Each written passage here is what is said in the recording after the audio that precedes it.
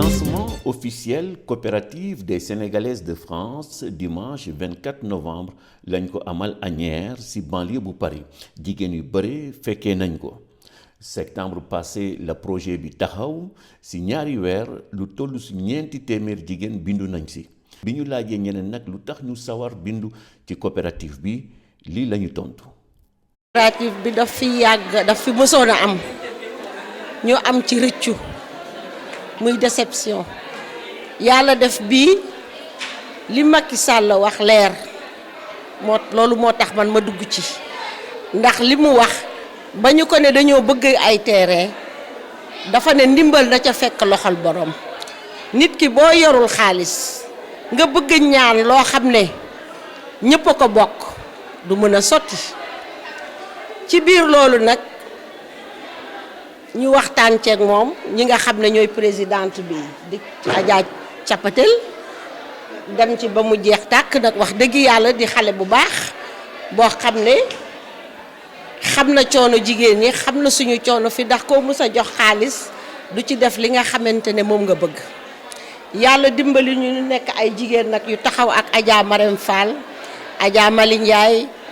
ñoom ñëpp daal mënuma lim ñëpp bu ma limee juum waaye ñoom ñëpp ñu taxaw ci nekk ay jigéen yoo xam ne xam nañu coono jigéenu France yi ñu taxaw ci ak monsieur le président di Macky Sall te li mu def moom rek moo ko mës a def fii. Capatel dafa dem ba ci président ku ne di wax say doléance moom mu waxal doléance su jigéenu diaspora tegu ko ci politique tam ne dafa bëgg jigéen ñëpp ku ci adhéré rek buñ la mënee wutal terrain ñu wutal la ci loolu moo tax. ma daal di kontaan dugg ci biir coopérative.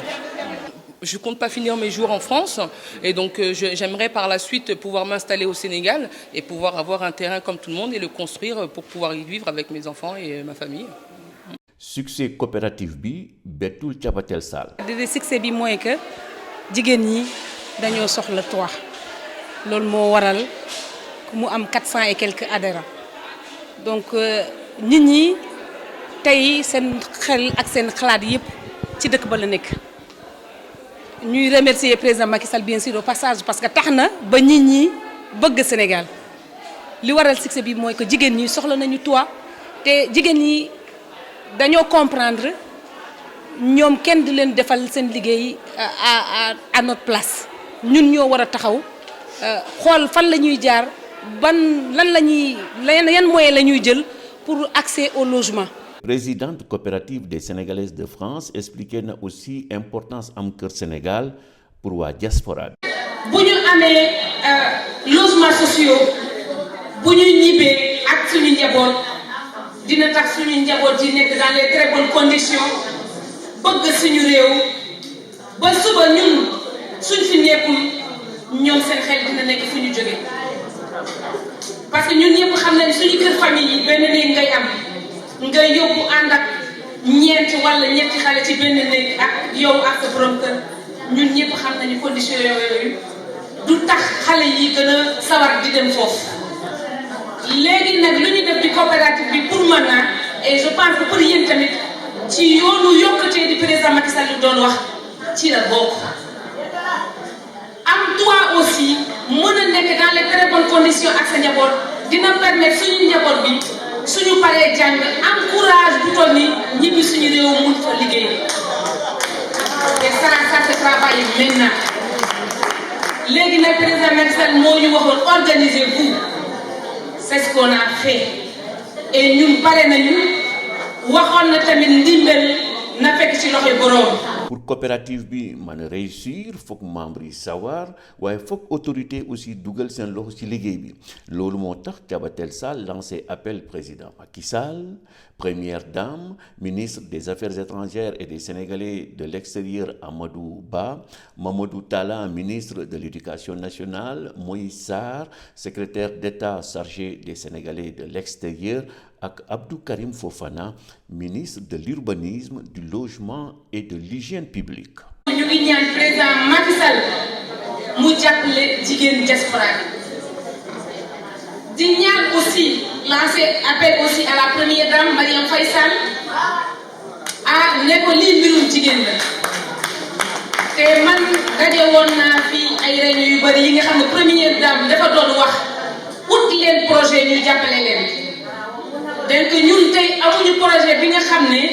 moo gën coopérative bi donc am nañu yaakaar moom dina ci jàpp bu baax a baax parce que xam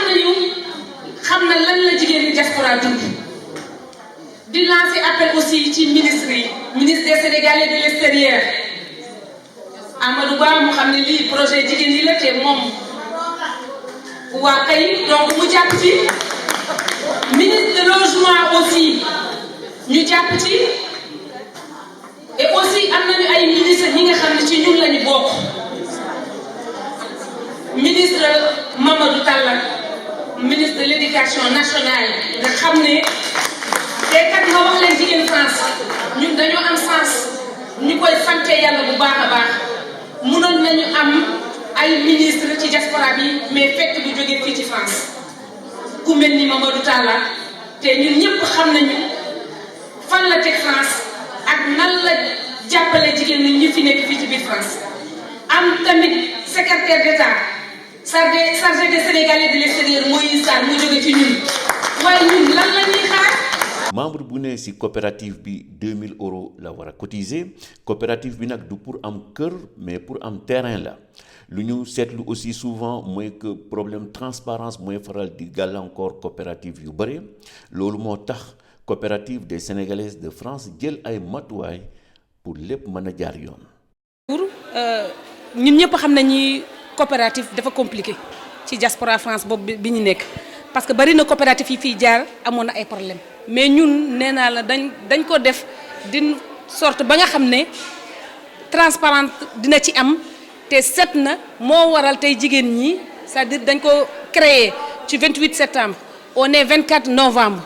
ñu am 400 et quelques adhérents donc ça veut dire que jigéen ñi wóolu nañu parce que format bi ñu jël c'est-à-dire dañ ne ñun du ñu jël xaalisu kenn dañuy ubbi compte ci képp ki nga xam ne da nga adhéré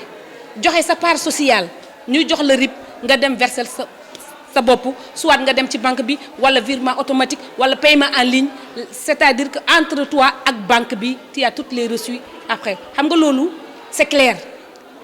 amul daje naa ak diw jox naa ko kan laa ko joxoon fan laa ko joxoon tout est clair c'est ci la moo tax jigéen ñi sawar.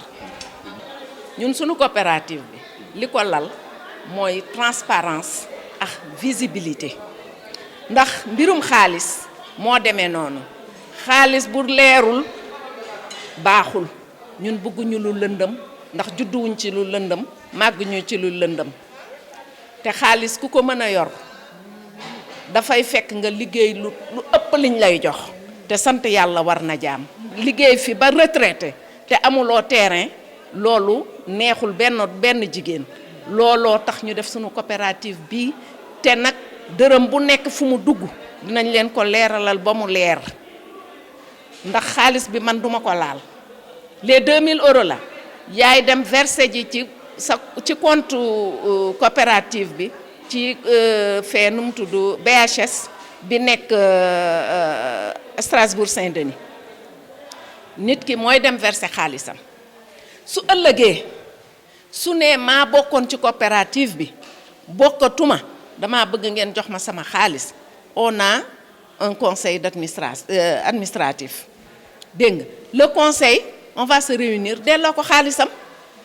ñun noonu la ñuy liggéeyewuñu pour di ci am dara de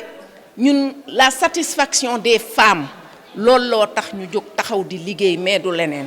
il est vrai que ay jigéen APR ñoo sos coopérative bi waaye nee nañu jigéen bu ne mën na ci bokk mu nekk APR wala mu nekk opposition. coopérative bi monsieur Sylla dañu woo femme toute la diaspora